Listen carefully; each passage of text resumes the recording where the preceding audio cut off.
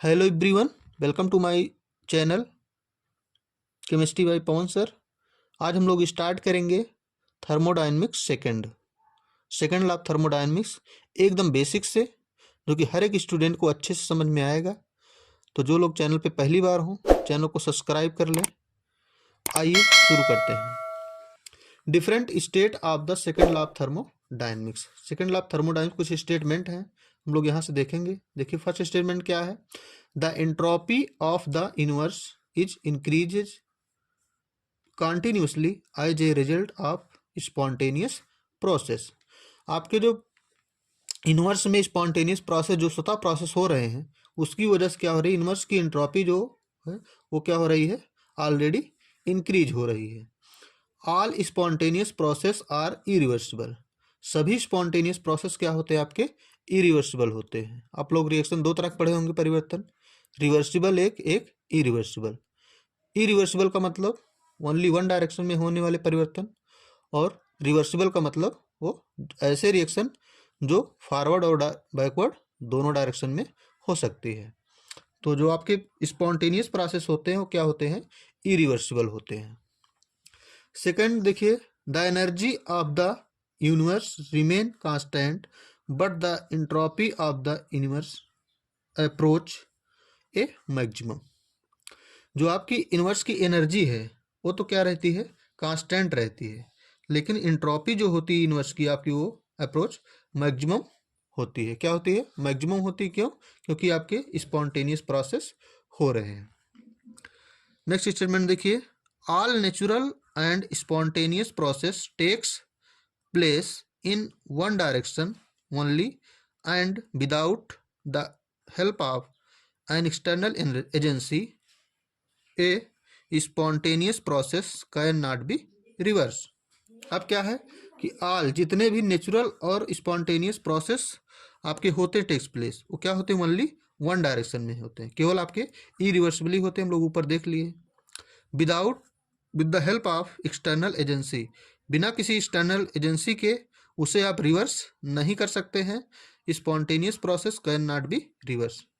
तो अगर रिवर्स नहीं होगा तो आपकी इंट्रोपी क्या होगी, जो रिएक्शन एक बार हो जाएगा दोबारा नहीं होगा।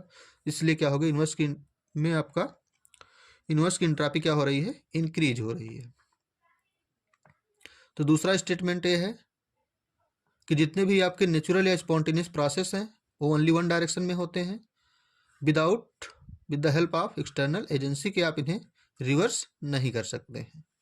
इसी में एक स्टेटमेंट आप लोग पढ़ेंगे, क्लैसियस स्टेटमेंट। अब देखिए क्लैसियस का क्या कहना था, it is impossible to spontaneous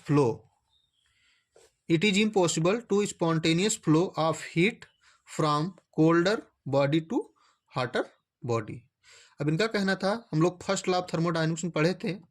जो लोग first law of thermodynamics video नहीं देखे हैं, यूट्यूब पे टाइप करें first law of thermodynamics chemistry by Pawan Verma, वहाँ से देख सकते हैं। तो फर्स्ट लॉ ऑफ थर्मोडायनेमिक्स में हम लोग पढ़े थे कि वहाँ जो होती है वो हीट क्या होती है, कंजर्व होती है, एक फॉर्म से दूसरे फॉर्म में इक्विवेलेंट अमाउंट में क्या होती है, ट्रांसफर होती है। उन्होंने ऐसा कोई बात नहीं किया था कि हॉट बॉडी से कोल्ड बॉडी में हीट ट्रांसफर होगी या कोल्ड बॉडी से हॉट बॉडी में हीट क्या होगी, ट्रांसफर होगी। तो वही स्टेटमेंट यहाँ है कि इट इज इम्पॉसिबल, पॉसिबल नहीं है spontaneous flow of heat from colder body to hotter body. मतलब कोल्डर बॉडी से किसी हॉट बॉडी में क्या होगी, आपकी स्पॉन्टेनियस फ्लो किसी भी एनर्जी का नहीं हो सकता है। एक इसका स्टेटमेंट है, क्लैसियस स्टेटमेंट है। The spontaneous flow of heat is always unidirectional from higher temperature to lower temperature. क्योंकि हमेशा स्पॉन्टेनियस प्रोसेस जो होता है उसमें हीट क्या होती है, यूनिडायरेक्शनल में ट्रांसफ्लो होती है from higher temperature to lower temperature. मतलब हायर टेम्परेचर बॉडी से लोअर टेम्परेचर बॉडी में क्या होता है, हीट का फ्लो होता है।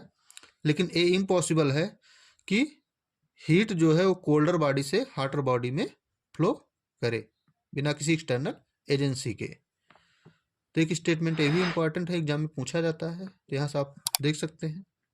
अगर दोस्तों वीडियो अच्छी लग रही हो तो वीडियो को लाइक करें। आगे देखते हैं। सेकंड स्टेटमेंट है केल्विन प्लैंक स्टेटमेंट। अब देखिए इन्होंने क्या कहा था सेकंड लॉ ऑफ थर्मोडायनेमिक्स के बारे में, it is impossible to construct a machine which has 100% efficiency. इन्होंने क्या कहा कि आज तक कोई ऐसी मशीन नहीं बनी है जो 100% इफिशियंसी के साथ क्या कर सके, वर्क कर सके। Heat can not be completely converted into an equivalent amount of work. मतलब कभी भी जितना हीट आप किसी भी मशीन को देते हैं वो कंप्लीटली हीट आपकी वर्क में कन्वर्ट नहीं हो सकती।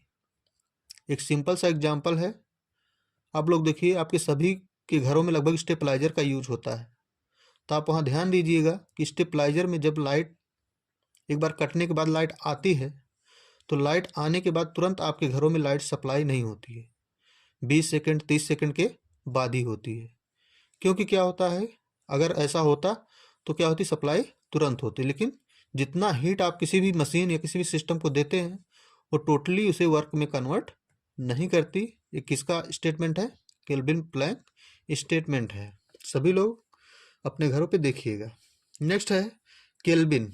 केल्विन का स्टेटमेंट क्या है, it is impossible to obtain work by cooling a body below its lower temperature या लिमिट टेम्परेचर। इन्होंने क्या कहा था, कोई भी अगर बॉडी आपके पास है उसे क्या करते, लिमिट से अगर ज़्यादा कोल्ड कर देते हैं, उसके लिमिट से ज़्यादा अगर वो कोल्ड है तो उस बॉडी से आप वर्क नहीं करवा सकते। वही लिखा गया है कि it is impossible to obtain work by cooling body below its lower temperature. अगर किसी भी बॉडी को उसके लोअर टेम्परेचर से ज़्यादा आप लोअर टेम्परेचर तक क्या कर देते हैं, कूल कर देते हैं, तो उस बॉडी से आप वर्क नहीं ले सकते हैं। अगर वीडियो अच्छी लगी हो दोस्तों तो वीडियो को लाइक करें, चैनल पे बने रहने के लिए चैनल को सब्सक्राइब करें। मिलते हैं नेक्स्ट वीडियो में। Thank you watching for this video.